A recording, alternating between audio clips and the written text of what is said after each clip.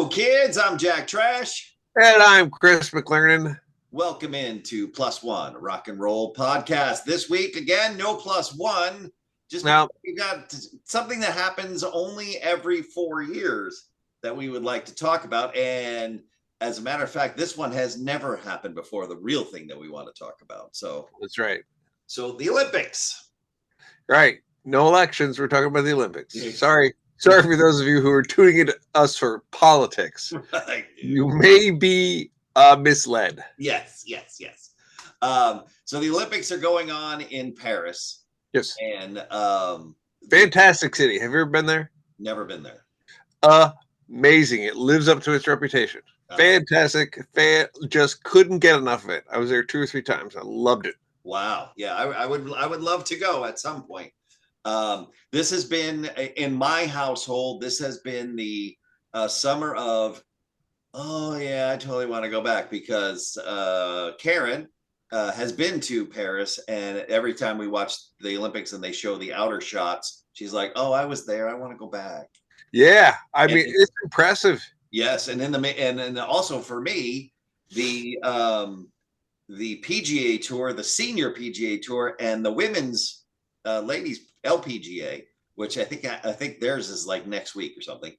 They're playing their British Opens at 3 courses that I played in Scotland. Wow! So I'm seeing all this going. Oh, I want to go back. I want to go back. You get it? Yeah, I hear you. Yeah. So. I'm doing the same thing. Because Paris was saved by Hitler. He didn't destroy it. Right. So it looks like you're walking down the same streets that Louis XIV walked down. Wow. Well, people didn't walk down them, but Right. It's just incredible. And the closest thing the Americans have to it is Washington, D.C., actually. Right. Yeah. Laid out very similarly. Yeah. Having trouble with my adverbs, Jack. Sorry. Okay, that's all right. Yeah, the overhead shots, the drone shots they're showing. I mean, of course, you got the Arc de Triomphe. Sure. And the Eiffel Tower, of course. Yeah. But it's what I find very very cool is the rest of it, because it's all about, like Washington D.C. It looks like it can't go over a certain height because that's the way Washington D.C. is, other than the Washington Monument. But it just looks so cool with the way the streets kind of go in between, and it's very geometric. Yes, and it seems like no matter what street you're on, you look down, it's scenic. It's an amazing shot. Yeah. Just like Washington, where it's like you look down the street, like, okay, well, there's a Capitol, there's a Washington Monument. It's set up very similarly. They can do it again. Yeah, very nice. Very nice. we got a little Gene Rayburn going on Thursday. Wow. Thursday, Friday match game. Yeah. So the main reason that we want to talk about it is because of during the opening ceremonies. And again, this is not going to be the controversial thing that everybody else tried to make up about it. But, oh no. But the band Gojira, am I saying it right? Yeah, Gojira. Yeah. Okay. So well, I've heard the name. Because they play festivals over here, and I see their name in the list of all the names of people playing the festival, but I never actually heard them before. Yeah. And that they're from France. Yep. And they played at the opening ceremony. Now they played, I don't believe they played live because they were hanging out windows and well, yeah, the big nerd giveaway for that was there were no overhead mics on the drums. Right. But they did a fine job of syncing. Yes. Starring Eddie Trunk. Yes. So what this means for us is now a heavy metal band has played a big sporting event. Yeah, huge sporting event and worldwide audience, and make no mistake about it, Gojira is metal. Yes, there's no doubt about it. Right, with the decapitated Marie Antoinette. That's a hell of an opener. That's Marie Antoinette holding her head, in your arms. Wow, I was like, that's how you're going to begin this? Woohoo! Yes, we're off to a great start. But Yeah. what that now opens the door for another big event, not as big as this, but a big, No. much as we would love to think that it is, Sure. Americans, but it's not, No. is the Super Bowl. Right. And every year, people of who like our music always complain, Right. that's always the rock band, never rock bands play. I think the last time a rock band played the halftime at the Super Bowl, I was at it, and it was Springsteen. I believe he was the last rock band to play. I mean, I know that Slash guested when Fergie did it. I think that was, Right. but Yeah. but as a rock band, I believe that that Springsteen was the last one. Yeah. Yep. And it's pushing it to call him a rock band. True, true. I mean, he's no Gojira. No, he's not. Yeah. Well, and that's where I gave the French the big credit was they took the chance. Yeah. I mean, they went with something, okay, if we're going to do something very different, what do we do here? Right. And they did. I mean, first of all, the band can play, so that really helps, even if they're miming. But I mean, Right. like you said, how else are you going to get a stage platform out of a turret and get microphones and playback and so just leave them alone on the technical aspect of it. Right. The visual was cool. By the way, they do the same thing at the Super Bowl. Right. Yeah, absolutely. But it was that mentality of we're really going to push it. That's what I really liked about it, and I think the Super Bowl has gotten way too safe. Yeah. Oh, yeah. Well, so okay. So here's my thing with what. Okay, you're gonna have whoever it is, Rihanna or Bruno Yeah. Mars, who's played the Super Bowl twice and only has one single. As Right. far as I know. I mean, I don't listen to that kind of music, but I only know the one song that just repeats itself over and over and over again. And yes, it's catchy. But Right. but I mean, that does not deserve getting the Super Bowl halftime twice. Is that if you go to a sporting event anywhere in the United States, and it doesn't have to be football, it could be anywhere, you're going to hear Bon Jovi, you're going to hear Guns N' Roses, you're going to hear Metallica, you're going to hear Ozzy Osbourne, you're going to hear those are the AC/DC. songs they play. Yep.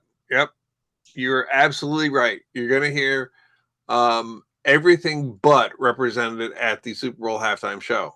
Correct. And I mean, I get it. It's at this point, I think it's more of a technical achievement actually than a musical performance. But I was watching Gojira and just thinking to myself, what made rock and roll edgy in the first place was it would take chances and really push the envelope, whether it was like Alice Cooper and it was visually, Right. or it was Kiss and it was just the show itself, or it was, I don't know, the Beatles or even Bob Dylan for that matter, pushing the lyrical and musical end of things.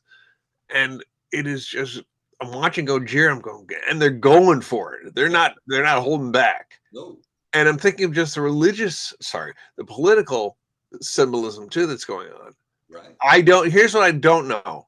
So hit us in the comments and hit subscribe while you're there. Right. What is, my French is a little rusty, Jack. I'm just saying. Well, mine's not existent. What is Marie Antoinette saying as she's, holding her disembodied head? First of all, that's a great trick. It is. But you could argue, well, Alice Cooper already did the beheading thing. Okay, sure, he didn't do that, which was pretty cool. Yeah. And it was beheading Alice, not her historical figure. Right. But what is she saying? My understanding is the song is a version of a song that was popular during the French Revolution. Okay. Because it's hard to dig up like facts on this. They'll give me facts about everything, everything else, like what's in the resin powder they use for the javelin throw. Right. But, how about a little more of this? Like, what was the symbolism of the boat? Right. And who was at the front of the boat? Who was, I mean, they didn't just kind of go, hey, let's send someone in a boat through, while we're playing. No, everything's got a point. Yeah. Yeah, I would love to know what she's saying and all that. And just like you said, please subscribe and also tell us if you happen to know what that is.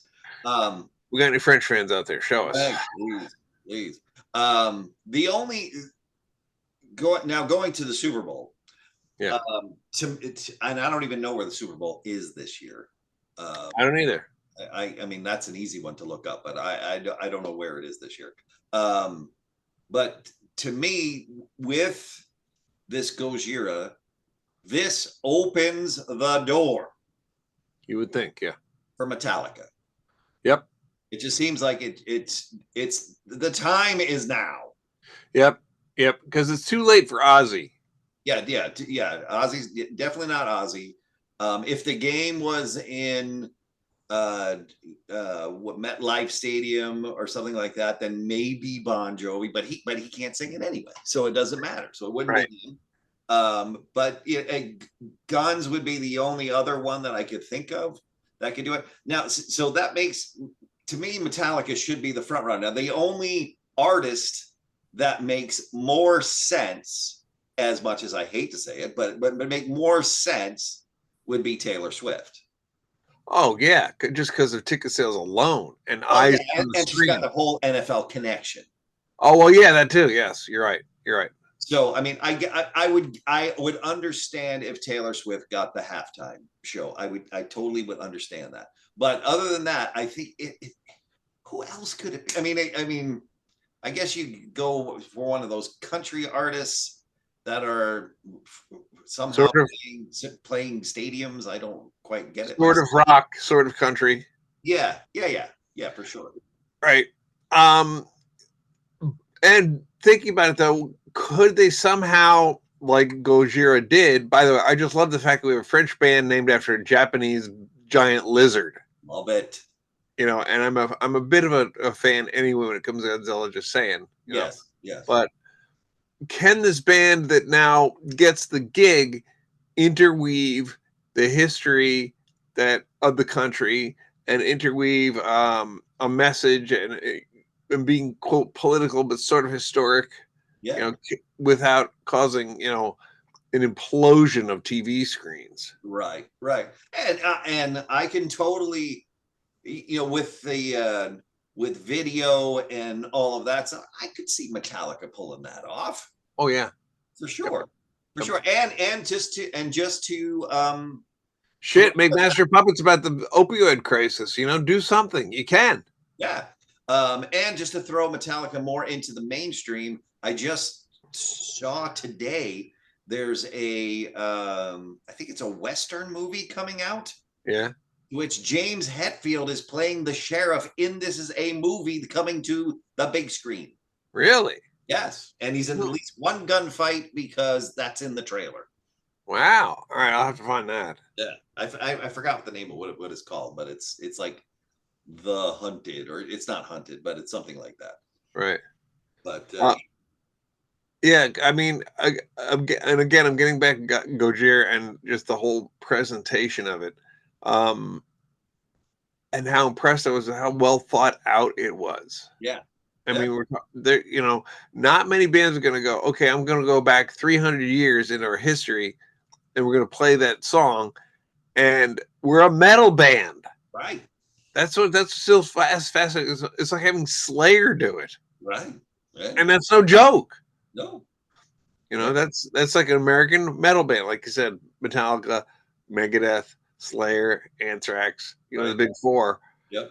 I mean, I don't know if it's a matter of being chicken, like the organizers don't want to do that, but it kind of flies in the face of popularity because, as you said, every piece of music that is used on kickoffs, punt returns, entrances, timeouts is all American, typically rock or metal. Right. They're not playing Rihanna. They're not playing who it wasn't Exhibit. Who did it a couple of years ago with the with all the he did the plastic surgery. Shit, I can't remember his name, but it was cool because he totally stacked the deck, right, and played with the idea of the event. That was really cool. Yeah, but he's not getting played in between. When the kickoffs coming up. No. I mean, just go to Blacksburg, Virginia, where Virginia Tech, the team comes out to enter Sandman, and the place goes berserk. Oh yeah, home game. Yep. And I think what do they give you, a half hour for the Super Bowl halftime? Yeah, it's like I think it's more like 20, 25 minutes, but yeah. Yeah, so Metallica, the shit, they can do it in 2 songs. You know? Right. Whoops.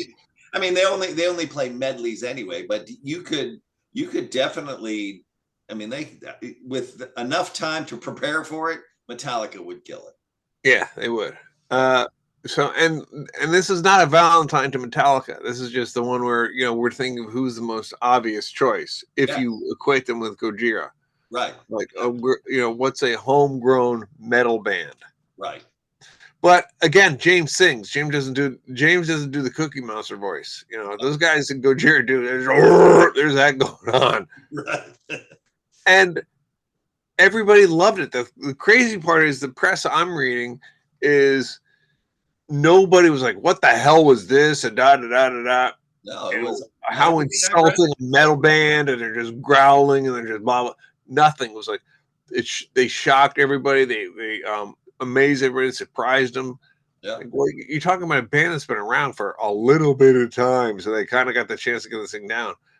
But how ballsy though! I was looking at those little stages that they're on. yeah, You have like the turret, and then you got the stage. I was like, wow. I don't know if I'd do that. I'm not right. afraid of heights, but woo, Yeah. one That's one a headbang the wrong way, and woo, off you go. right. Exactly. That's a great trick, but I can only do it once. No kidding. Right. So But now, well, and how cool was the fact that the music of the opening ceremonies, the two artists that are stealing the headlines could not be more polar opposite with Gojira and Celine Dion. right. And I admit it right here in front of God and you and everybody. I thought she was phenomenal. She was. You're like, what's wrong with you? She Exactly. killed it. I mean, the last time I saw a female singer, kill it that well was when Adele sang Skyfall at the Oscars. Right. It was just like, what the fuck? I mean, Celine Dion's voice is like a Marshall. I mean, it's just blaring. Right. Right. Holy cow. And the fact And I don't know what she was singing because it was in French. right. But And they go, the fact that she hadn't sang publicly in 4 years because of this disease she has, which is ridiculous. I mean, this stiff person's disease. I mean, they can't even come up with a good name for it. exactly. You know, to where your muscles can spasm so hard you can break bone. Ah, That's yeah. and- I would be. It's crazy. yeah. To see, because I didn't see it when it was happening, but I went back and just played the playback and just could not believe her performance. Yeah. Yeah. She was Now, great. but they probably take her at the Super Bowl. Yeah, for sure.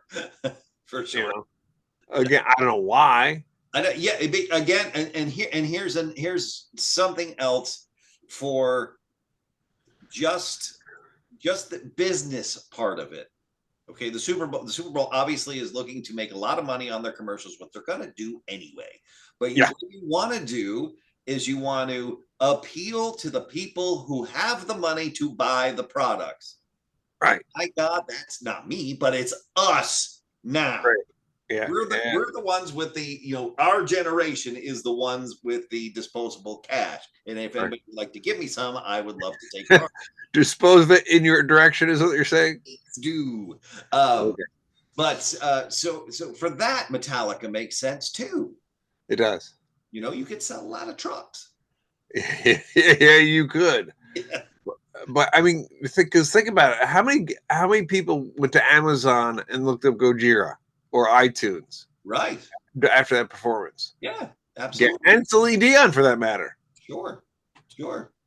I mean, because I've been a fan of Gojira for a while, and what I like about them is they can play. They're really heavy and good riffs and that sort of. But they do kind of still apply themselves to the songwriting rules that make things effective for your band.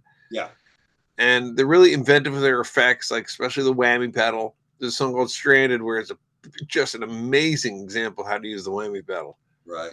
I'm getting the guitar nerd land for those of you right here. Yeah. And then probably this is what it's a bit of a bias, but they have this really cool vocal effect where they put this harmony and like a chorus on it, so it sounds like Super Saigon Kick. Right. Yeah. It's really weird. It's a lot weirder than we ever did, but it's still really it's what got me listening. Like, what is that? And it's theirs. No one else is doing it. Right. That's good. That's good. Yeah, because like I said, I'd heard the name of the band. I hadn't actually heard them.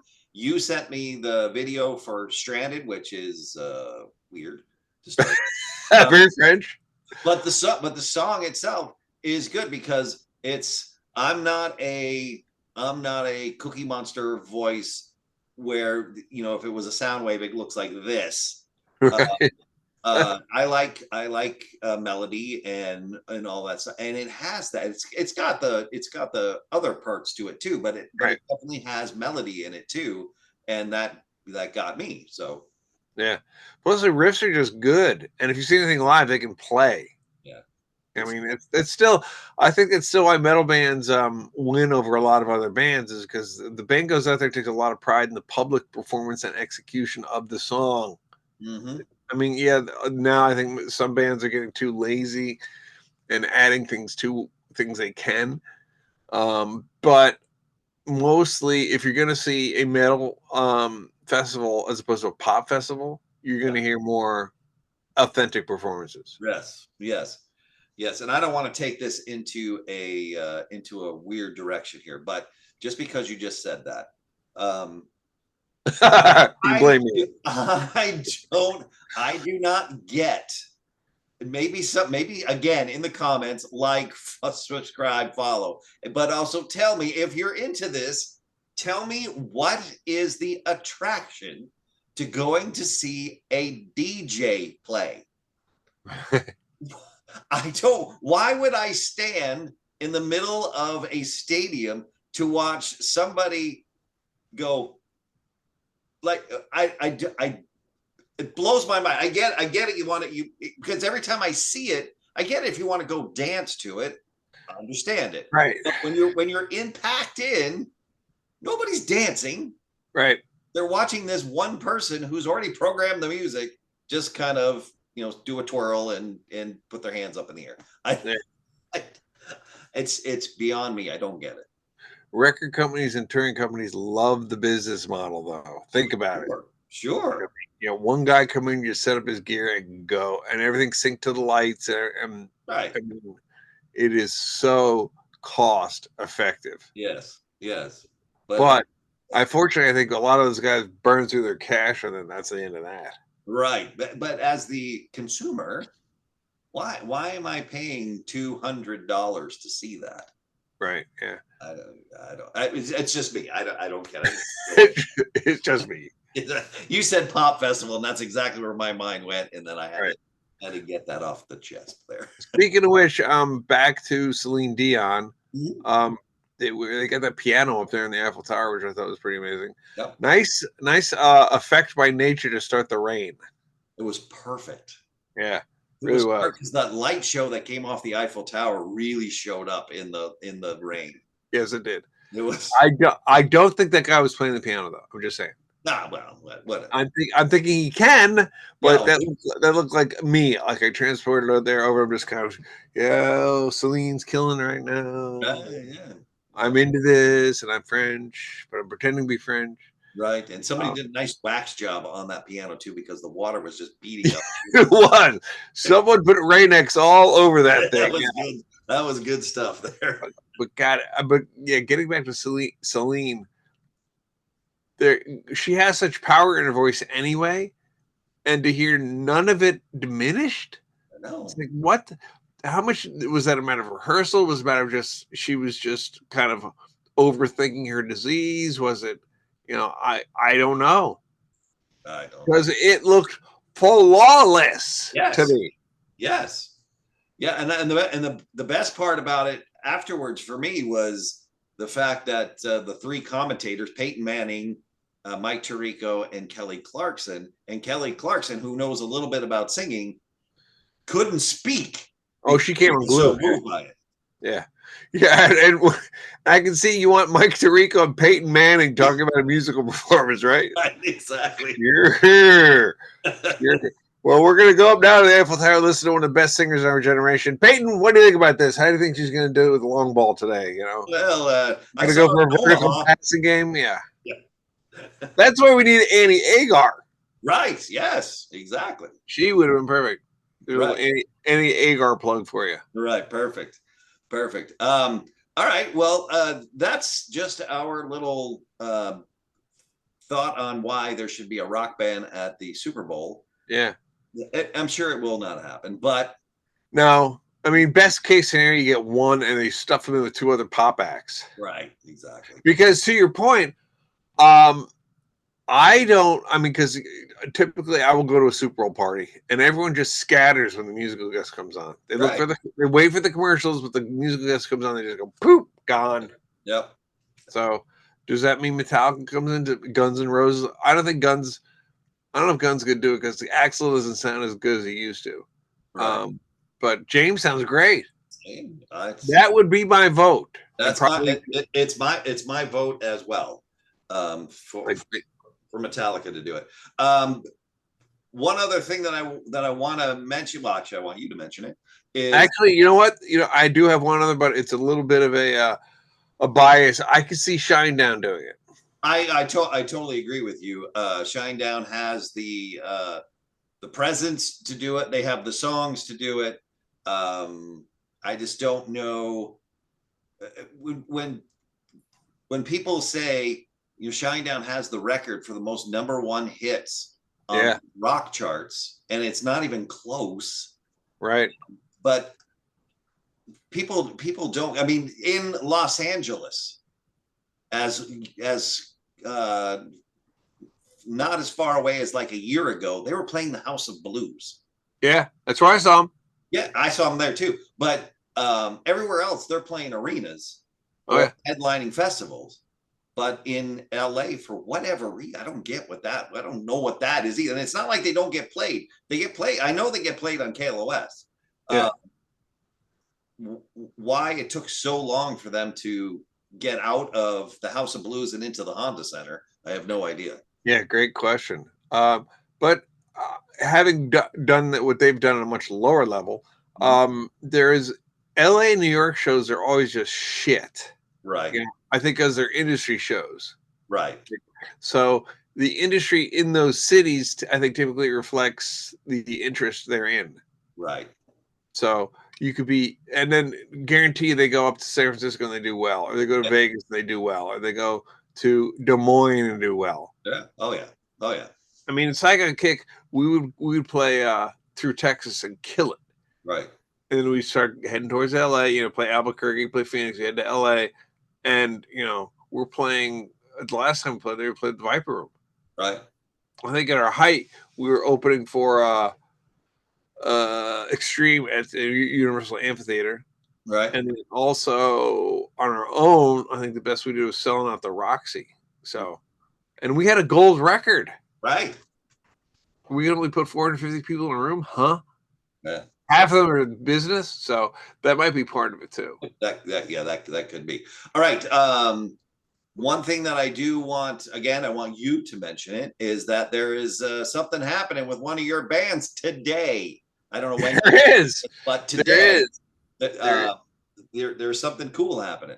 Yeah, thanks to the efforts of Eric Gammons and his fellow editor Petey Heinrich, Cold Sweat is releasing our first video since the Let's Make Love video in 1990. It's for the song Rain Down, which we're using all live footage from the M3 performance. And it's from the Unburied Alive. The audio track is from that. We synced it up with the live, just because. And we weren't playing to a click, so it started kind of, you see it's kind of swimming in and out. So visually, we had to kind of mess with it. But I mean, everyone does that. So that's my excuse. But yeah, that's for us today, which is pretty wild. Again, file it under things I thought I wouldn't say. Right. But here we are, 34 years later, we're releasing another video. And I think we've got another one planned, and we're working on a single as well. Good. Awesome. Cold Sweat is, yeah. Yeah. So, and there's and we'll just might as well shameless plug while we've got 7 minutes. There's a couple of shows in the works too. Yeah. We have Monsters on the Mountain coming up in about a month Right. at Gatlinburg at the convention center. That thing's a blast. I love doing it. We're playing Saturday night, Okay. and lots of other bands, well, like Joan Jett and 38 Special and Foghat, and it's just I can't wait to see 38 Special. I've never seen before. Oh, nice.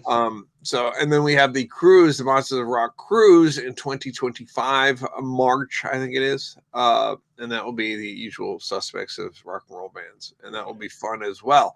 Our singer, we're hoping, gets and I won't say it because I don't want to, I don't want to, what's the word looking for? Violate the NDA. Right. Non-disclosure agreement for those of you out there. Of the gig he could be getting, but if he gets that, he's going to be very busy, and we won't be able to do some gigs in a certain time of year. So you can figure that out. God love you. Yeah. But yeah, so and we'll be doing more gigs. It's just a matter of picking and choosing, and we've got some offers to do some casinos, and it's just kind of making it work. Because this is trying to get 5 guys together and like do a golf game in Chicago on Tuesday. Can everyone do it? I can. I'll be there tomorrow. Right. And that's how that works. But there's the one guy. Oh, I can't do it that day. Oh yeah, and he tells you the day before. Yeah. Right. Yeah. Yeah. There's that guy. Yeah. And I've been that guy where I was like, yeah, great idea. Oh no, sorry, I can't. Right. Doesn't go over well. Right. Yeah. No, definitely not. But yeah, so that's fun. It definitely it's weird to see yourself on stage again because M3 is a big place. It's a shed, so we got lots of room. We're moving around, and it was weird because we looked very at home. Good. We didn't look like, oh, it's a big stage. What do we do? Oh God, no. Right. Kind of fell right. The only fun part about that, Eric Gammon's guitar cord got caught on his pedal board, and an unintentional rhyme there, and